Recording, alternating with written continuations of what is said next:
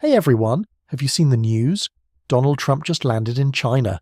It's all over the headlines, and on the surface, it looks like a massive geopolitical showdown. But what if I told you that all this public handshaking and media drama is just theatre? Behind closed doors, a massive multi-trillion-dollar grand bargain is being cooked up. Today, we aren't talking about typical political talking points. We're using game theory and the concept of the digital control grid to expose what this historic meeting actually means for the future of your money, your privacy, and the global order. Trust me, when you see how these pieces connect, it will give you goosebumps. Pillar 1. Your money is being reprogrammed. Let's look at who Trump brought with him. It's not just diplomats. The key player here is US Treasury Secretary Scott Bessent. That tells you everything you need to know. This trip is fundamentally about money. Right now, the US is sitting on a staggering $39 trillion national debt that is completely unsustainable. Traditional countries are buying less and less US debt. So, what's the play? You offload that debt onto the global retail market. Through US legislations like the Genius Act, the legal framework is being set to back stablecoins, digital dollars like USDT and USDC, directly with US Treasury bonds. By forcing China to open up its financial sector, Wall Street giants like BlackRock and Blackstone can finally access the ultimate goldmine, the Chinese consumer, who holds a massive 40% household savings rate. Once stablecoins are deeply integrated into the Chinese market, everyday citizens will rush to convert their local currency into digital dollars for asset protection. The endgame: the US effectively digitizes and uploads its multi-trillion-dollar national debt straight into the smartphones of everyday people. It's financial repression on a global scale. ID Pillar 2, the tech war is a myth. Welcome to the AI surveillance pact.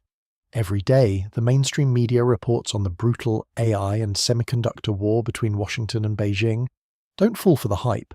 Game theory shows that when it comes to artificial intelligence, these two superpowers are actually partners, not competitors. Why? Because the ultimate utility of advanced AI is the creation of a total, inescapable surveillance state. The US possesses the world's best algorithms, chip designs, and tech architecture.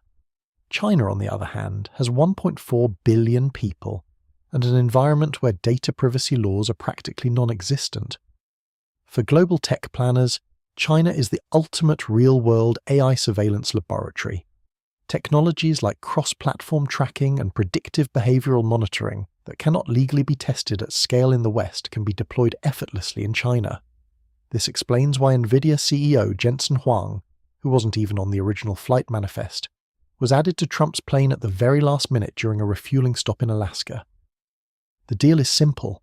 America provides the silicon, China provides the massive behavioral training data, and together they build an airtight global digital identity network.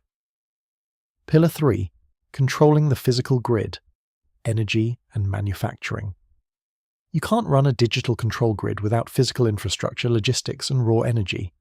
While China is the undisputed world's factory, it has a glaring vulnerability. It is heavily dependent on imported energy and food. By shifting geopolitical chess pieces in the Middle East and taking a hardline control stance over resource-rich regions in South America, the US is effectively securing the choke points of China's supply chain. But will China retaliate? No, because game theory dictates that players act strictly on self-interest, not pride.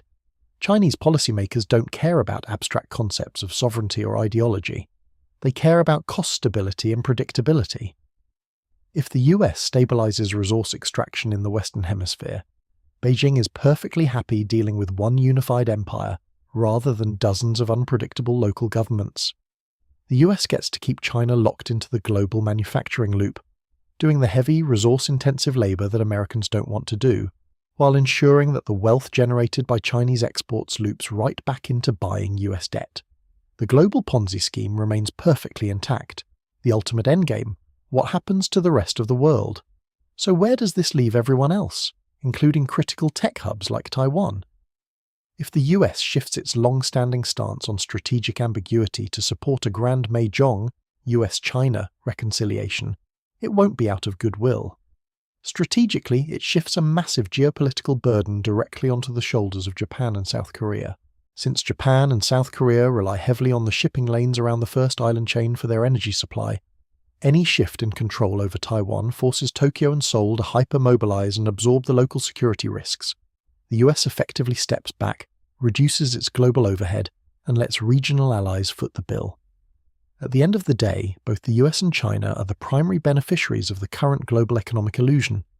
They are deeply terrified of a scenario where the public wakes up and realizes that fiat currencies and digital assets are just numbers on a screen. This historic meeting in Beijing isn't a confrontation, it's a consolidation. The world's two biggest players are aligning their gears to transition humanity into a highly financialized, perfectly monitored, and completely inescapable digital control grid. Will these predictions play out in the official communiques over the next few days? We will find out next week. See you next time. Bye-bye.